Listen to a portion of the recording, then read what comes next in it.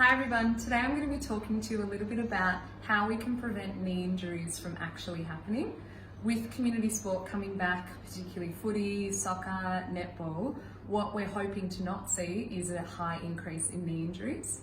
We're really lucky in Melbourne in particular, we've got some really high quality research into ACL prevention programs in particular. So the research has said that we can reduce your risk of injury by up to 50% by implementing one of these prevention programs. We can't eliminate the risk, but we can significantly reduce the risk. And by doing these programs, we can also improve your performance. So it is a win-win. What we want to be talking a little bit about today is some of the types of exercises that are really important in reducing knee injuries. So strength is incredibly important, as well as neuromuscular control, which I'll talk about in a little bit of detail. But what we're going to go through today is just some of the exercises that are part of the programs. But if you want to learn specifically about the programs, specifically for women's football, we've got a Prep to Play program, which was done at La Trobe Uni.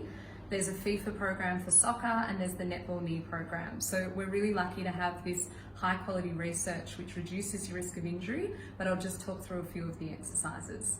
So the three components to the program, particularly for the football program, is dynamic warm-up, skills, and strength. So for physio, we'll talk through the strength part of it because it's stuff that you can also practice at home. The three aspects of that are lower limb, hamstring, and core. So I'm lucky to have Emily today, and we're going to go through just three of the exercises. So the first one we're going to do is a squat, and a squat, this is one of the lower limb exercises. So Emily, I'll get you to show me maybe not the best version of a squat, if that's okay, so we can cue through it. So what we want to make sure here is when we're squatting, we want to make sure that our knee isn't coming in, because that's one of the risk factors in particularly things like sport and football and soccer. If you get contact or even non-contact in that position, you increase your risk of an ACL injury. So what I want you to try and do is pretend like you're sitting back on a chair and try and keep your knees in line with your feet. Perfect, and coming up. So with this exercise, we would start with 2 lots of 10, and these programs are designed to be done before training. So this would be done before training, then you go and train, because that's where we see some of the best evidence in reducing your risk of injury. But squats, 2 lots of 10 would be exercise 1. Number 2 we're going to do is a hamstring bridge. So with this one, come over here for me. I'll get you lying down on the ground with your heels up on the bench. Now these are just some of the exercises. There's a whole multitude of exercises, but I just wanted to pick 3 that you can also do at home to make it easy for you to practice. So with this exercise, we want to be having heels elevated because that allows us to bias our hamstring. Hamstrings are really important in kicking sports as well.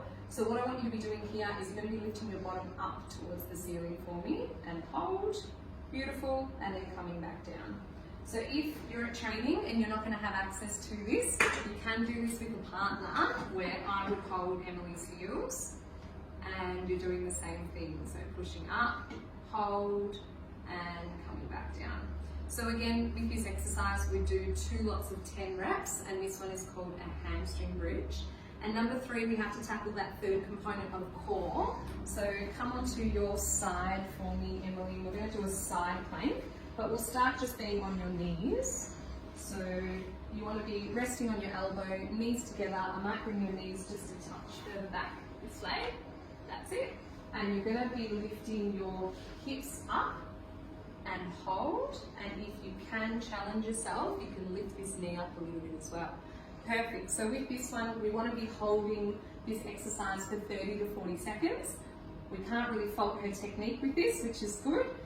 So with this exercise, we do this on both sides, and this is part of the strength component of the ACL prevention program. If you are interested in learning a little bit more about this, we can go through the programs and teach you how to do this as part of community sport.